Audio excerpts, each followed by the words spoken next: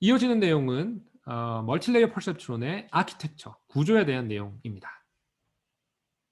일단 싱글 레이어 피드 포워드 뉴럴 넷에 대해서 소개를 하도록 하겠습니다.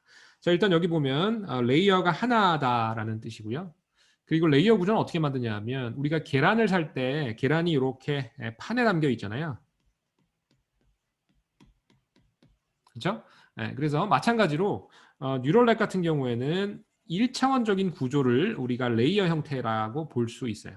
즉 여기에 나와 있는 것과 같이 여기에 하나의 요 회색 동그라미가 하나의 라지스틱 리그레이션 유닛이라고 보면 돼요. 여기에 하나, 둘, 셋, 뭐 이렇게 생략이 되고 어쨌든 네 개의 회색 동그라미를 이렇게 소위 말하는 레이어 구조로 배치를 해놨죠. 그래서 이것이 이제 레이어 구조입니다. 이 부분이 레이어 라는 거고요. 뉴런을 포함하는 경우에만 우리는 이제 레이어 숫자에 넣어서 사용을 합니다. 무슨 얘기냐면 여기 보면 인풋 레이어라고 하는 것이 있는데 이거는 그냥 입력단을 불러주기 위한 하나의 이름에 불과해요. 실제로는 뉴런이 들어가 있는 이런 것들만 레이어의 수로 넣고 우리가 카운팅을 해주게 됩니다.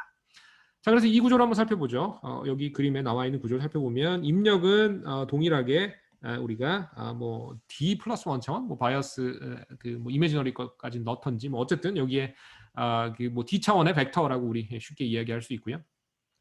그 다음에 그 여러 개의 라지스틱 리그레이션을 하는 모델들이 포함되어 있음을 알 수 있습니다. 예를 들면 여기 요 유닛 그리고 아래쪽에 요 유닛 각각 살펴보면 일단 이 두 번째 유닛 같은 경우에도 x를 이렇게 받아들이게 되고요. 그 다음에 그 바로 위에 있는 경우에도 똑같은 입력을 받아들이게 됩니다. 그렇죠? 그래서 입력은 동일하지만 뉴런이 다르기 때문에 여기에 나오는 출력 값은 다르게 돼요. 이 부분하고 이 부분 상이한 값이 됩니다. 이 두 개의 값은 그죠? 이런 식으로 예를 들면 디시전 메이킹을 여러 뉴런에 대해서 시키는 거예요. 똑같은 데이터에 대해서. 그래서 그런 구조를 여기서 확인하면 좋겠습니다. 그리고 여기서는 레이어가 하나밖에 없기 때문에 이게 지금 초록색으로 표현한 이 레이어가 아웃풋 레이어라고 불러주게 되고요. 여기서 만약에 4개의 뉴런이 있다라고 하면 출력은 4차원의 벡터가 되겠죠. 자, 그래서 뉴런을 아까 우리가 펑션 어프락시메이터다 불렀는데 또 다른 우리 개념으로는 벡터 트랜스포머다. 즉 D 차원의 벡터를 예를 들면 K차원의 벡터로 벡터를 벡터로 바꿔주는 예를 들면 우리 그 선형대수 시간에 하나의 스페이스를 다른 스페이스로 변환해주는 그런 과정이다라고도 볼 수 있어요. 자, 그래서 뉴럴넷 펑션 어프락시메이터 또는 뭐 D 차원의 벡터를 K차원의 벡터로 바꿔주는 벡터 트랜스포메이션 하는 그런 역할라고 생각하면 조금 더 와 닿을 거예요. 자, 그래서 레이어드 구조다라는 얘기는 아까도 얘기했지만 이렇게 라지스틱 리그레서를 레이어 구조로 이렇게 배치한 것이고요. 그 다음에 인풋 레이어의 경우에는 뉴런은 없습니다. 하지만 그래도 레이어라고 그냥 불러주고요. 하지만 실제로 트레이닝의 대상이 아니기 때문에 진정한 레이어라고 보기는 어렵죠. 그냥 이름만 인풋 레이어라고 불러주는 거고요. 그 다음에 아웃풋 레이어는 진정한 레이어가 맞습니다. 그런데 가장 출력 쪽에 있는 레이어이기 때문에 아웃풋 레이어다라고 불러주게 될 거예요. 자, 그 다음에 여기에 들어가는 중요한 말은 feed forward라는 표현이 되겠습니다. feed forward. 이거의 반대는 feedback이에요.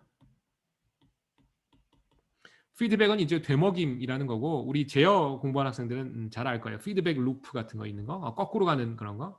그런데 여기서는 피드백은 없고요. feed forward 커넥션만 있습니다. 그게 무슨 얘기냐면 뒤쪽에 우리가 트레이닝할 때 역방향 이야기도 할 텐데 그건 나중에 생각하기로 하고 여기서는 순방향 시그널의 흐름만 한번 보세요. 입력 이렇게 들어가죠. 화살표 보이시죠? 그 다음에 이렇게 전진만 합니다. 왼쪽에서 오른쪽으로 이렇게 그죠? 거꾸로 가는 화살표가 없어요. 그래서 얘는 feed forward 뉴런의 네트워크, 그래서 feed forward neural net이라고 불리는 겁니다. 자, 그래서 아까 얘기했던 순방향으로 간다라는 거, 여기 입력에 신호를 인가하면 회로가 쭉 시그널을 프로퍼게이션해서 출력으로 나오잖아요, 그렇죠? 이 방향이 시그널 디렉션이라는 것이고 길게는 펑션 시그널 디렉션이라는 것이고 이것이 왼쪽에서 오른쪽으로만 가는 feed forward 방향으로만 있다라는 것을 기억해 주세요. 그래서 거꾸로는 없고요. 근데 이제 혼동하지 말아야 될 게 뒤쪽에 이 feed forward neural net을 트레이닝, 학습할 때는 역으로 가는 신호가 있습니다. 그래서 에러 시그널이라고 하고 나중에 이야기했지만 그것은 이 feed forward 방향에 이제 넣어서 생각하지 않습니다. 그래서 우리는 펑션 시그널의 흐름 왼쪽에서 오른쪽으로 가는 것만 있고 뭐 거꾸로 가는 이런 거 없어요. 그렇기 때문에 얘는 feed forward neural net입니다. 우리는 당분간 feed forward neural net만 설명을 할 거예요. 그리고 몇 주 후에 RNN이라고 하는 그런 리커런트 뉴럴 넷 설명할 때 피드백에 대해서도 언급하도록 하겠습니다. 일단은 feed forward neural net이 우리의 당분간의 논의의 주제입니다. 자, 그래서 좀 전에 봤던 게 싱글 레이어 feed forward neural net이고요. 이제 레이어를 여러 개 넣어 봅시다. 그러면 멀티 레이어 feed forward neural net 또는 MLP, 멀티 레이어 퍼셉트론이라고 하는 구조가 등장하게 되고요. 이런 뉴런의 레이어를 여러 개 넣으면 드디어 뉴럴넷에서 아주 중요한 역할을 하는 히든 레이어라고 하는 것이 등장하게 됩니다. 그래서 이 히든 레이어가 어떻게 보면 뉴럴넷의 주인공이라고 볼 수 있어요. 뉴럴넷의 그 파워, 놀라운 파워를 주는 것이 이 히든 레이어들, 다른 말로 하면 히든 레이어에 있는 그런 뉴런들, 히든 뉴런들 또는 히든 유닛이라고 하는 그들이에요. 자, 그래서 얘네들은 왜 히든이라고 불리냐 하면 입력 쪽에 있지도 않고 출력 쪽에 있지도 않아요. 그래서 아까 입력에 있는 걸 그냥 뭐 뉴런이니까 레이어라고 붙여줍시다. 인풋 레이어라고 했죠. 사실은 뉴런은 없어요. 그냥 입력 연결되는 거. 반면에 출력 쪽, 아웃풋 쪽은 실제로 뉴런의 레이어죠. 하지만 제일 바깥쪽에 있는 아웃풋 레이어인 거죠. 이 둘을 제외한 나머지 레이어는 모두 히든 레이어라고 불러줍니다. 자, 그래서 여기에 구조가 있고요. 하나씩 그려보면 일단 이 부분, 이 부분은 인풋 레이어인데 이거는 뉴런의 레이어가 아니라 그냥 입력의 레이어인 거고요. 그 다음에 이 부분, 이게 아웃풋 레이어라는 거예요. 출력에 해당하는 부분이고요. 그 다음에 거기 두 가지를 제외한 레이어 여기 두 개 여러분 보고 있죠? 얘네들이 히든이에요. 그렇죠? 그래서 이 두 개의 레이어가 히든 레이어인 거고 교수님 이상한데요. 저는 이 두 개의 레이어가 눈에 보입니다. 그게 정상이에요. 혹시 이 두 개의 레이어 눈에 안 보이는 사람 있으면 알려주세요. 저랑 같이 손 붙잡고 안과를 가야 되죠. 눈에 안 보여서 히든이 아니라 입력하고 출력 쪽에 직접 노출돼 있지 않다라는 뜻이에요. 그래서 히든인 겁니다. 교수님 이거 눈에 보여요. 근데 입력하고 출력에 직접 노출돼 있지 않다라는 뜻이라는 거예요. 반드시 기억해 주세요. 자, 그래서 요 feed forward neural net 중에서도 멀티레이어 퍼셉트론이 이제 당분간의 주인공이고요. 얘의 어떤 여러 가지 능력이나 뭐 쓰임새에 대해서 하나씩 살펴보도록 하겠습니다. 자, 그리고 딥 뉴럴 네트워크는 뭐냐 하면 이 히든 레이어가 많은 거예요.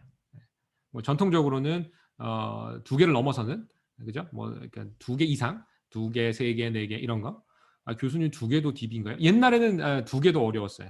그래서 뭐 그랬는데 요즘은 사실은 딥 뉴럴 네트워크에 수천 개의 레이어가 있을 수도 있죠. 뭐 그 이상이 있을 수도 있어요. 어쨌든 여러분은 이제 사실은 딥 뉴럴 네트워크의 구조까지 여기서 다 본 거예요.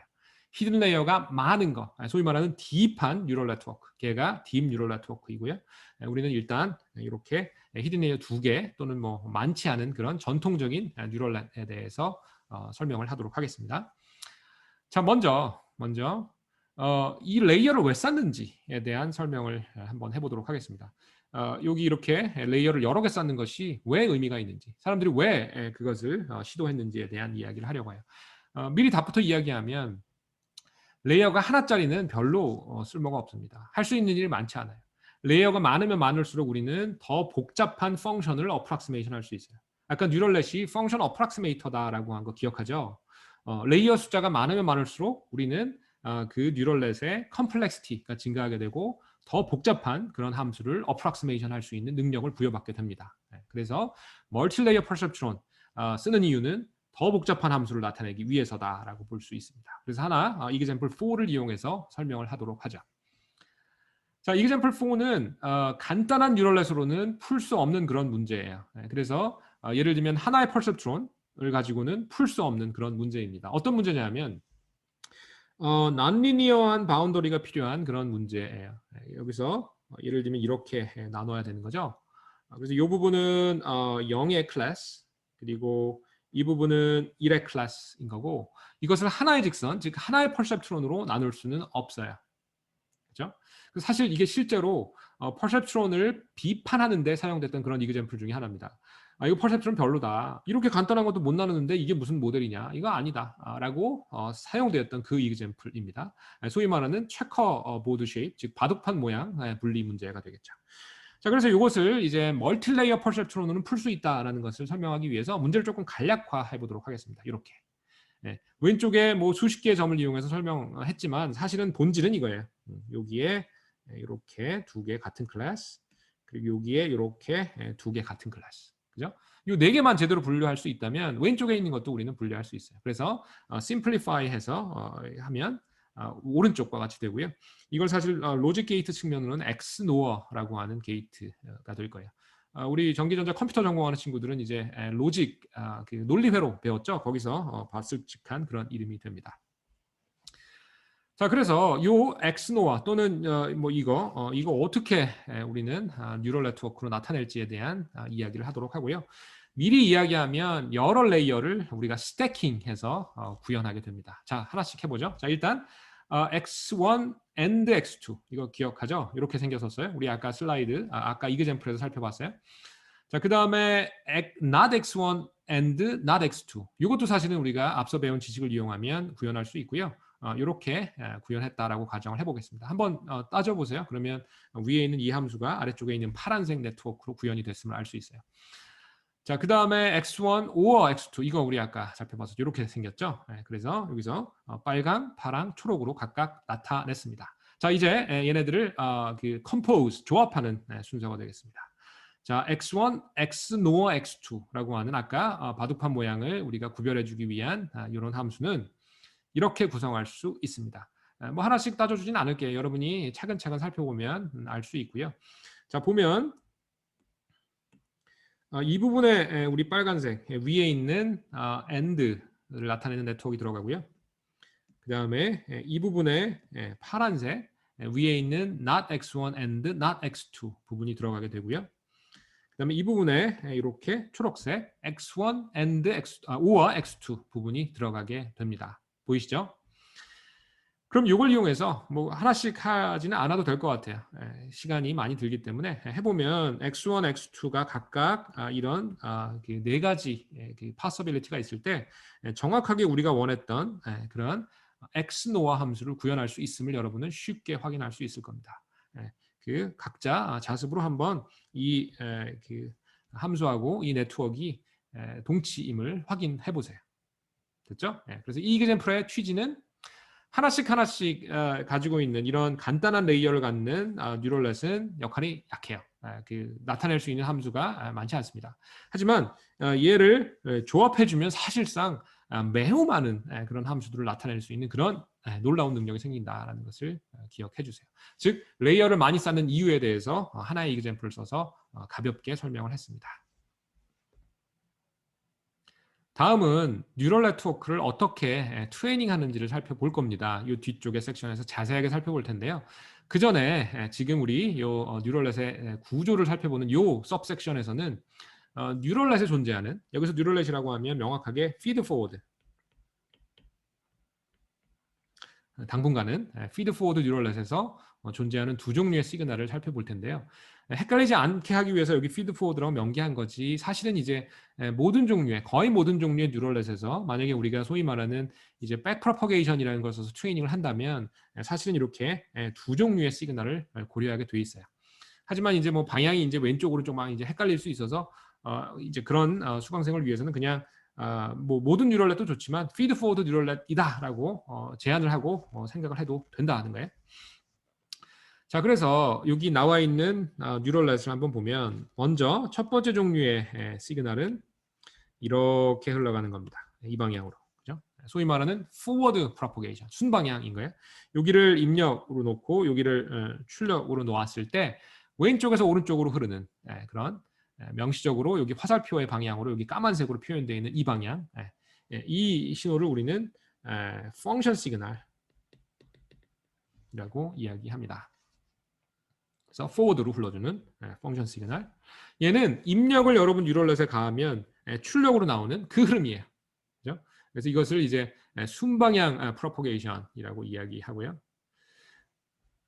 자, 두 번째 종류의 시그널은 이건 사실 학습을 위해서 사용되는 시그널이고요. 얘는 에러 시그널입니다. 그래서 백워드 프로퍼게이션이고 오른쪽 아래에 있는 뉴럴넷 그림으로 보면 이 흐름이에요. 그래서 우리가 뉴럴넷을 회로처럼 생각할 수 있다고 했는데 원래 동작하도록 설계된 그대로 따르는 게 순방향이에요. 펑션 시그널. 입력에다 인가하고 그럼 출력에 나오면 그걸 보는 거. 그게 순방향 시그널인 거고요.